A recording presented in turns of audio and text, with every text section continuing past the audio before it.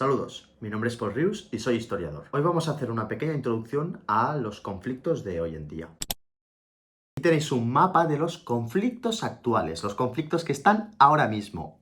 Algunos son por violencia criminal, como el que hay en México entre el gobierno y los narcotraficantes. Otros son debido a la inestabilidad política, como serían, por ejemplo, en Venezuela. Otros, como la región africana del Sahel, tienen como punto de partida el terrorismo fundamentalista islámico. Esto sería el caso de Mali y Somalia, pero también en Nigeria, donde actúa el grupo de Boko Haram, aparte de otros por regiones que se quieren independizar de sus respectivos estados. También hay conflictos a raíz del estado fallido, como sería el caso de Etiopía. Otros son por disputas de guerras civiles, como el caso de Siria. También los hay por disputas territoriales, como serían las que se suceden en el Mar del Sur de la China, que está disputado por China, Brunei, Malasia, Filipinas, Taiwán y Vietnam. Y en el caso de Estados Unidos, por culpa del terrorismo o de los ataques cibernéticos que otros países le hacen a su territorio nacional.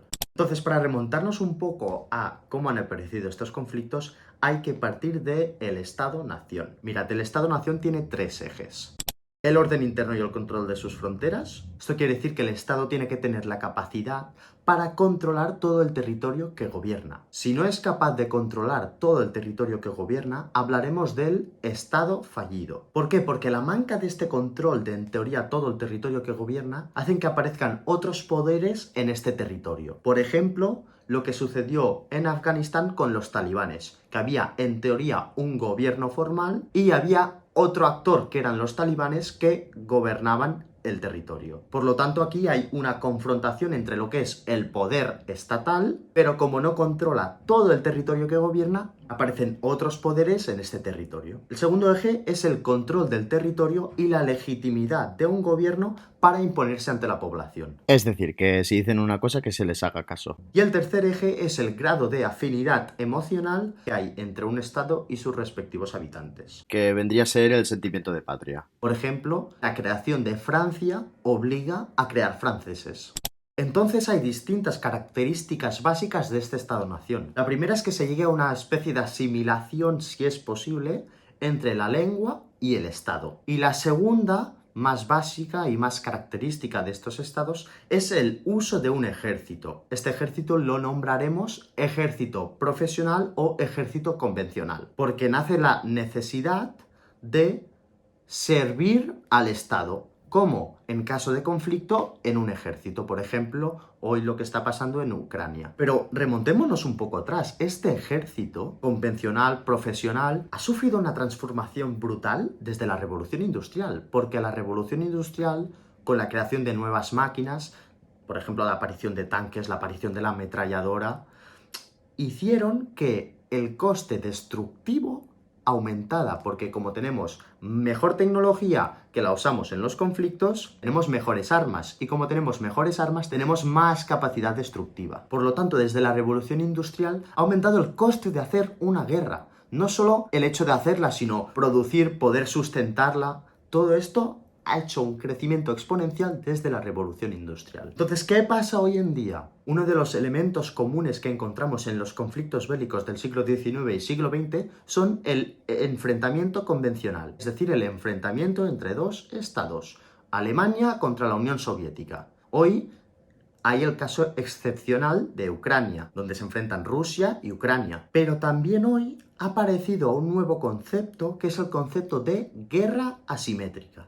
Este concepto quiere decir que un actor convencional, como sería un Estado, tendrá que hacer frente y luchar contra un actor no estatal que normalmente opta por formas de guerrilla urbana. Esto quiere decir que encontraremos el uso del ejército convencional del Estado contra el uso de una guerrilla urbana de este poder que no es Estado. Sobre todo relacionarlo con el concepto de Estado fallido, que el Estado no gobierna todo el territorio que en teoría controla, y en este territorio le aparecen otros poderes que le disputan esa hegemonía. Por lo tanto, este concepto de guerra asimétrica vendría a ser la fuerza fuerte del Estado convencional contra un actor débil, que sería este nuevo poder. Aquí tenéis, por ejemplo, un gráfico de los conflictos entre actores convencionales y actores no estatales. ¿Qué vemos? Pues vemos que a partir de la década de 1950, los conflictos son ganados por estos actores débiles o a priori débiles. Pero ¿cuándo se asume una victoria? ¿Cuándo se reconoce esta victoria? ¿Por el poder? ¿Por el reconocimiento de la autoridad? Pues un poco ambas. Lo que pasó en Afganistán, que al final el Estado legítimo, como no controla todo el territorio que gobierna y pierde esta batalla contra el actor débil, tiene que traspasar los poderes a este actor no estatal que en ganar va a ser actor estatal. Como por ejemplo, como comentamos con los talibanes, que los talibanes ahora mismo son el poder legítimo de Afganistán, pero fueron un actor no estatal en su momento. Y esto nos lleva a una pregunta. ¿Cómo son los conflictos actuales?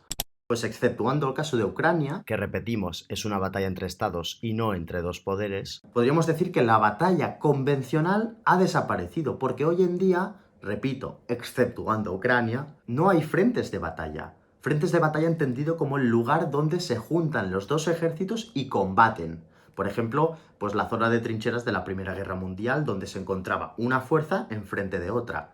Ese es el frente de batalla. Pero es que también ha desaparecido el espacio de la retaguardia, que es todo lo que queda por detrás de este frente. Y es el lugar de abastecimiento, de movilización de tropas, etc. Pero una cosa queda clarísima, el aumento de las víctimas civiles es un punto clave para el conflicto de hoy en día. Porque hoy en día, y desde la Segunda Guerra Mundial, las víctimas civiles superan en número a las víctimas militares. No olvidemos, por ejemplo, que en la Segunda Guerra Mundial hubo mayor número de víctimas civiles que militares. Murió más gente que no participaba directamente en el conflicto de la que sí que lo hacía. Y en total esta evolución de los conflictos bélicos ha hecho aparecer dos conceptos principales que tienen que quedar clarísimos.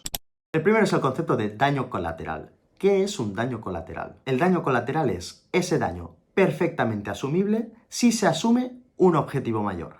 Por ejemplo, mira, imaginemos que hay una pareja que se casa en un sitio súper bonito y asisten 350 personas al evento. Y entre los asistentes está confirmada la asistencia de un terrorista que es líder de el mayor grupo terrorista del mundo. Por lo tanto, imaginemos que para eliminar este elemento se lanza una bomba en este evento. Pues esos serían los daños colaterales. Estas 349 personas que hemos matado para conseguir la eliminación de este líder terrorista. Y claro, hemos matado a X personas, pero hemos eliminado al terrorista. Pues esos serían los daños colaterales, estas personas. Y el otro concepto que nace es el de deshumanización de la guerra. Mirad, en la guerra, el otro, es decir, el enemigo, no es un humano. Y como no es un humano, todo lo que me plantea hacerle, todas las barbaridades que le pueda llegar a hacer, están justificadas. Por lo tanto, deshumanizar al enemigo es un elemento clave para justificar todas las acciones que yo voy a hacer contra él. Es muy buena la imagen que veis en pantalla. Es un cartel de la Primera Guerra Mundial demonizando al soldado alemán. Y se ve la inscripción de "La bestia siente venir el hambre". Claro, como es un demonio, como es una bestia, podemos lanzarle gas, podemos bombardearle, podemos hacerle 1000 millones de barbaridades. Porque está justificado. Pero tampoco es una táctica muy nueva. Es decir, los romanos ya usaban el concepto de bárbaros para referirse a las tribus que no formaban parte de su sistema, y eso ya permitía entrar a quemar sus pueblos, entrar a violar sus mujeres, etc. Por lo tanto, date cuenta que hoy en día puedes encontrar en los conflictos militares todos estos elementos. Y, claro está, la propaganda tiene un papel esencial en este sentido. ¡Adiós!